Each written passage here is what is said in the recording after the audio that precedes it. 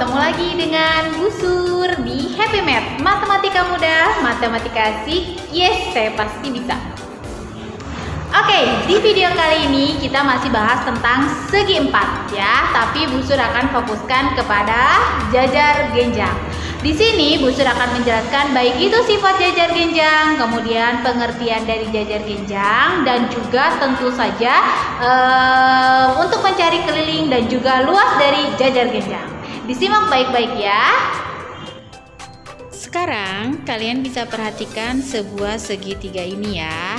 Nah, jajar genjang itu bisa dibuat dari segitiga ini loh. Caranya seperti apa? Nah, perhatikan di sini ada titik tengah dari segitiga ini ya. Nah, jika segitiga ini kita putar setengah putaran dengan titik pusatnya adalah titik tengah dari salah satu garis dari segitiga ini, maka nanti perputarannya akan seperti ini. Kita putar ya. Nah, tuh kan. Nah, inilah bentuk dari jajar genjang, bukan?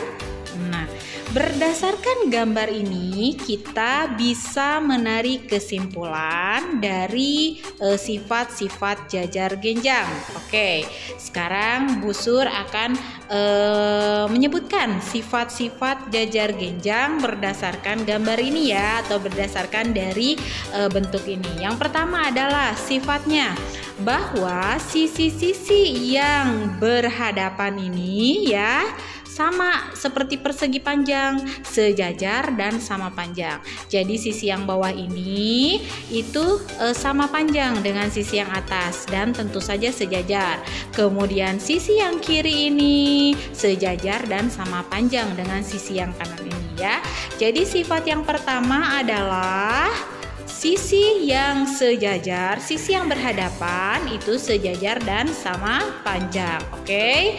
Kemudian sifat yang keduanya berdasarkan gambar ini adalah bahwa sudut-sudut yang berhadapan, berarti sudut sebelah sini, oke, dengan sudut sebelah sini itu sama besar, dan sudut yang ini samanya dengan sudut yang ini ya.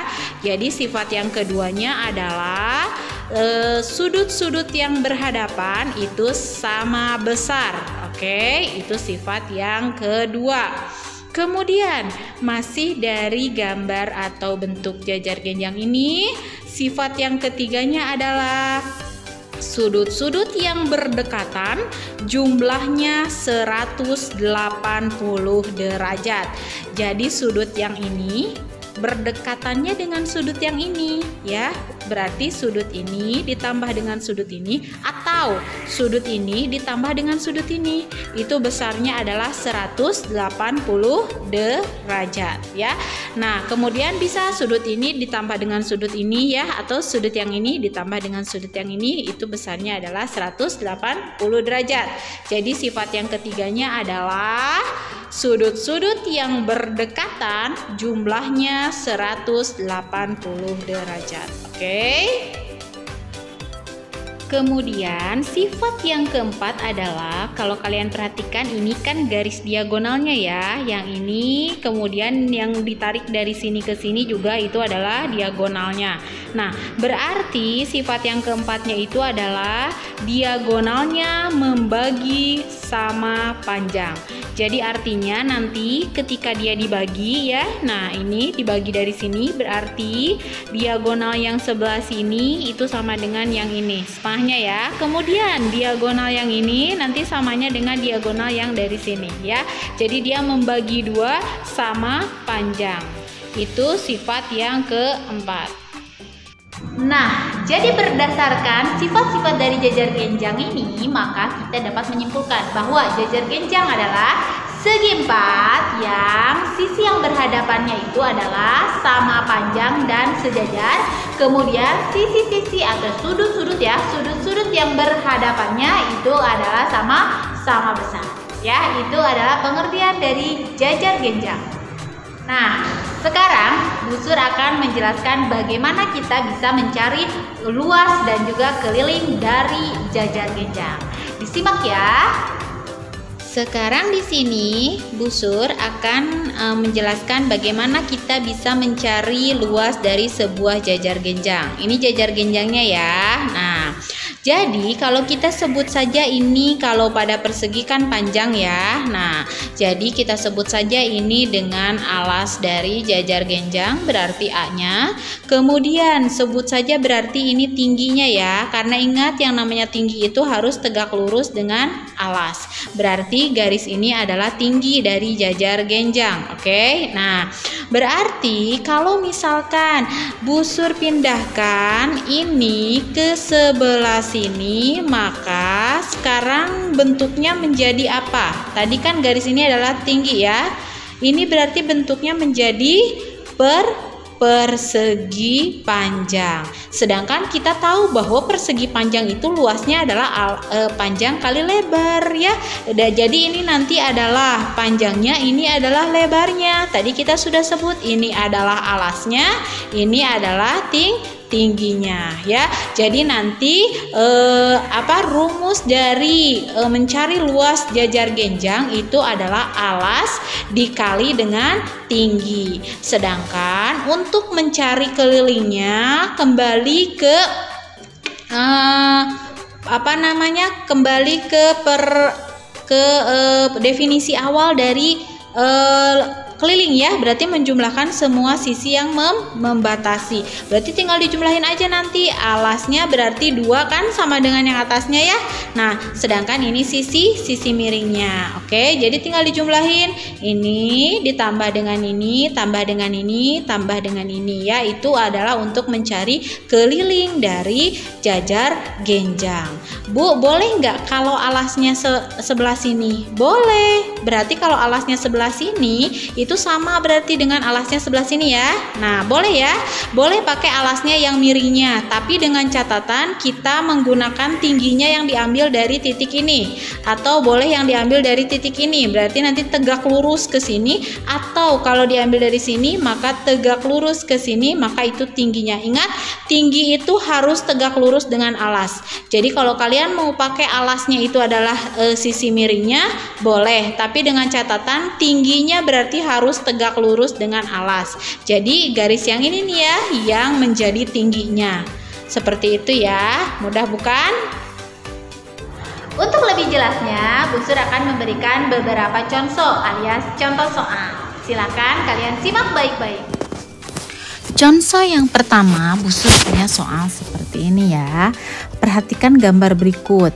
Ada sebuah gambar jajar genjang dengan sudut-sudut yang sudah diketahui. Nah, tentukan nilai X, Y, dan Z-nya. Oke, untuk menjawab soal ini, maka kita bisa memakai sifat-sifat yang ada pada jajar genjang. Yang pertama, untuk mencari nilai X, kita bisa menggunakan sifat, yakni sudut-sudut yang berhadapan itu besarnya sama ya.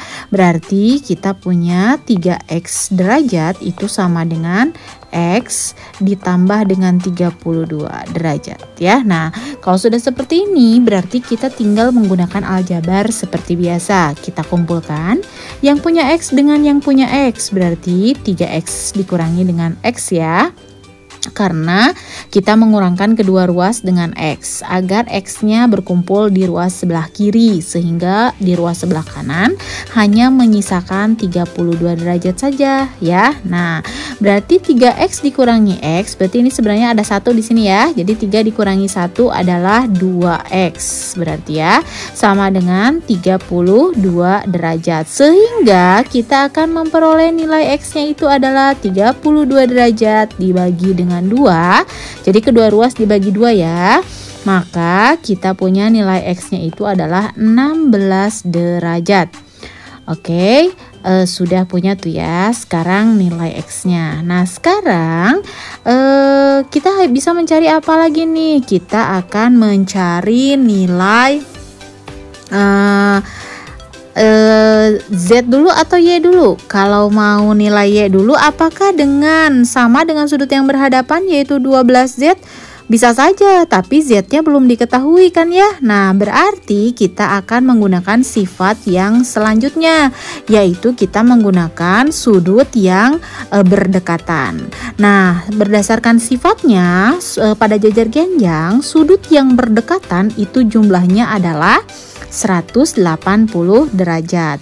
Sehingga kita bisa menjumlahkan 4Y ditambah dengan 4Y derajat ditambah dengan 3X derajat itu jumlahnya adalah 180 derajat. Nah, X-nya sudah ada kan 16. Berarti kita tinggal substitusi ke sini 16 ya, ganti X-nya dengan 16 derajat. Jadi 4Y ditambah dengan 3 dikali dengan 16 derajat itu sama dengan 180 derajat. Nah, berarti di sini 4Y ditambah dengan 3 dikali 16 adalah 48 derajat, sama dengan 180 derajat. Oke. Selanjutnya kita akan ke sini ya. Nah, ke atas sini berarti kita punya 4Y di ruas sebelah kiri. Kemudian kita kurangkan kedua ruas dengan 48 derajat ya, sehingga di ruas sebelah kiri itu 48 derajatnya hilang dan di ruas sebelah kanan menjadi 180 derajat dikurang dengan 48 derajat. Sehingga akan menghasilkan 4Y-nya sama dengan 132 derajat. Maka kita peroleh Y-nya itu adalah 132 derajat dibagi dengan 4. Jadi kedua ruas dibagi 4 ya. Maka nilai Y-nya kita peroleh adalah 33 derajat. Sudah tuh ya, kita memperoleh nilai Y-nya. Nah, terakhir kita akan mencari Z-nya. Pakai mana? Nah, untuk mencari Z-nya kita balik lagi ke yang sifat sudut berhadapan. Sudut yang berhadapan adalah besarnya sama. Oke. Berarti kita peroleh bahwa 12Z derajat itu sama dengan 4Y. Nah, 4Y derajat ya. Y ini bisa diganti dengan 33. Sehingga nanti 12Z derajat itu sama dengan 4 dikali dengan 33 derajat ya. Maka kita akan memperoleh nilai Z-nya nih langsung saja ya. Berarti Z sama dengan 4 dikali dengan 33 derajat. Berarti kedua ruas dibagi dengan 12 ya. Nah nih, jadi nanti tinggal bagi saja dengan 12. Maka ini coret 4 dibagi 12. Jadi bawahnya sisa 3 kan ya. Nah berarti 33 dibagi dengan 3 11. Maka nilai Z nya itu adalah 11 derajat. Seperti itu ya. Mudah bukan? Contoh yang kedua, Busur punya soal seperti ini. Diketahui sebuah gambar jajar genjang PQRS ya, dengan PQ-nya adalah 28, kemudian RU-nya 15 dan TQ-nya 21 cm. Pertanyaannya adalah yang pertama, tentukan luas jajar genjang PQRS. Nah, berarti untuk menjawab soal ini kita menggunakan luas jajar genjang itu, yakni kita tahu bahwa luas jajar genjang adalah alas dikali tinggi.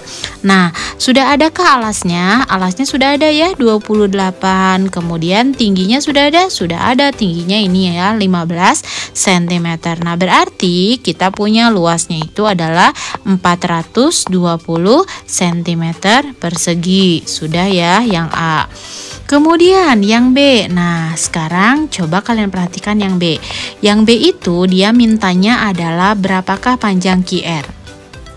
Apakah QR itu sama dengan PS?